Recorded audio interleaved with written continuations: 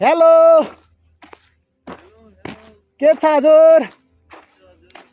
अनि मेरो त आयो त आजबाट भ्लग सुरु भयो हैन? ल सब्स्क्राइब गर्नु, शेयर गर्नु, लाइक गर्नु, कमेन्ट गर्नु हैन सबै साथीहरूलाई।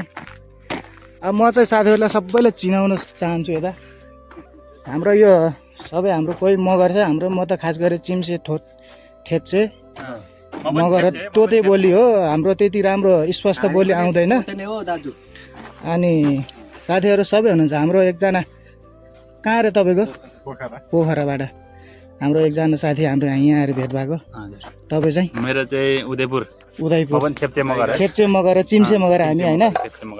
अनि हामी चाहिँ यतै काम गर्ने दौरानमा उहाँ चाहिँ एउटा इन्टेलिजेन्ट भन्ने कम्पनी रहेछ उहाँको। सप्लाई जस्तो हामी जस्तै हाम्रो एक्सपर्टाइज कम्पनी भयो।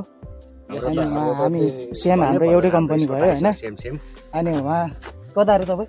मेरो सरलाई चिम्से मगर हो। म पनि हजुर जस्तो म पनि त्यस्तै छ। मेरो सुर्खेतबाट हो। म चाहिँ अब खाडीमै भन्नु पर्यो इन्टेलिजेन्ट कम्पनी। त्यस्तै साथीहरूसँग भेटघाट भएर रमाइलो लाग्छ। हाम्रो जे होस् टाइम पास राम्रो छ। अब जता गए पनि हाम्रो नेपाली चाहिँ भेटिन्छ। हाम्रो चाहिँ कहाँ रे? मेरो हेटौँडा रामकुमार बल। हामी चाहिँ प्राय सबै एउटै ठाउँमा बस्छ। अब एउटै ठाउँ सुत्ने, एउटै घाम ताप्ने हैन, सँगै खाने, सँगै सुत्ने, एउटै ठाउँमा हुन्छ। काम सबैको एउटै हो।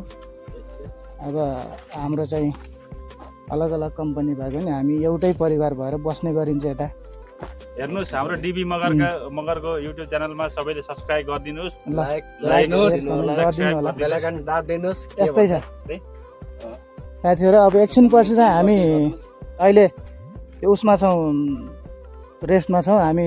किनकि यो कम्पनीमा हाम्रो आरामको प्रोजेक्ट हो। हाम्रो एउटा पर्मिट बेगर हामीले चाहिँ काम गर्न मिल्दैन। हामी जुन बेला हाम्रो पर्मिट लिएर आउँछ काम गर्न मिल्ने एउटा पर्मिसन दिन्छ कम्पनीले। त्यो कम्पनीले पर्मिसन दिइसकेपछि बल्ल मात्रै हाम्रो कम्पनीले काम सुरु गर्छ यता। नत्र हामी आफ्नो मनमर्जीले काम सुरु गर्दा हामीले भोलि एक्सन लिन सक्छ। कम्पनीले काम गर्न मिल्दैन त्यसरी। चाहे हामीलाई 12 बजे होस्, चाहे 1 बजे होस्, 2 बजे भयो भने हामीले पर्मिट दियो भने त्यो दिनमा हामीले 2 घन्टा भयो भने काम गर्नुपर्छ।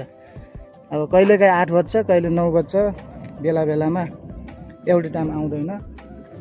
अनि हामी यस्तै गरेर एकछिन पछि फेरि हामी मिसिनमा जान्छौँ। मिसिनमा गएपछि फेरि थोरै हाम्रो मिसिन के छ कस्तो छ, हाम्रो बसन्तीहरू बस्यो एक्लै। धेरै दिन पछि हामी भेट हुँदैछ मिसिनहरूसँग। के गर्ने, हाम्रो त अब कर्म नै लेखेको रहेछ। खै अब म त भन्छु हाम्रो पुस्तालाई, हाम्रो पछिको पुस्तालाई यस्तो ठाउँमा आउनु नपरोस्। अब किनकि ठाउँ यस्तो मरुभूमि, गर्मी, अर्काको मुलुकमा अब बालुवा ढुङ्गा, तातो गर्मी, दुनियाँ सहेर बस्नुपर्छ। हाम्रो भन्दा पहिलेका पुस्ताले नदेखे तापनि हाम्रो कर्मले भनौँ या त हाम्रो बाध्यता हुनसक्छ।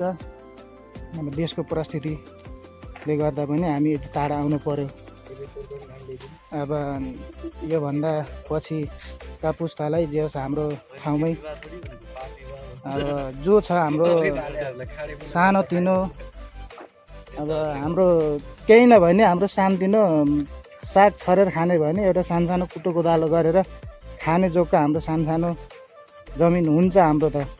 त्यसमै भए पनि गरेर खाने, गुजारा गर्ने, एउटा जीवन निर्वाह गर्ने सिकाउनु पर्छ। हाम्रो भन्दा पछिको पुस्तालाई त्यस्तो ठाउँमा आउनु नपरोस् भन्न चाहन्छु म। त्यस्तै हो। अब हाम्रो त त्यस्तै जाने भयो हाम्रो दिन। अब जसरी कट्छ आउँदो पिँढी हामीले चाहिँ अब यस हाम्रो पहिलो पुस्ताले त हाम्रो देशको नेतृत्व गर्ने पनि त्यत्तिकै छाने, हामीलाई यहाँ पठाउने, हामीलाई चाहिँ बेच्ने, विमानस्थलबाट लाखौँ रुपियाँ लिएर हामीलाई युवाहरूले चाहिँ हामीलाई यस्तै खाडीमा हामी चाहिँ त्यति साह्रो दुःख पाएको त भन्न मिल्दैन। हामी चाहिँ राम्रै कम्पनीमा आएका छौँ। अब पैसा त कमाइएला, कसैले राम्रै कमाएर जान्छ, कसैले त अब अब त्यस्तो साह्रो पनि हुँदैन। कुनै ठाउँमा त अब साथीहरूले कुनै ठाउँमा खाना नकिन्ने, स्यालेरी टाइममा नमिल्ने भन्ने जस्तो हुन्छ। हामीलाई त अब राम्रो छ, साइडमा बसिन्छ। अब ठिक छ, हाम्रो यतिकै कटिरहेछ। फेरि एकछिनपछि हामी फेरि मिसनमा जान्छौँ। ओके।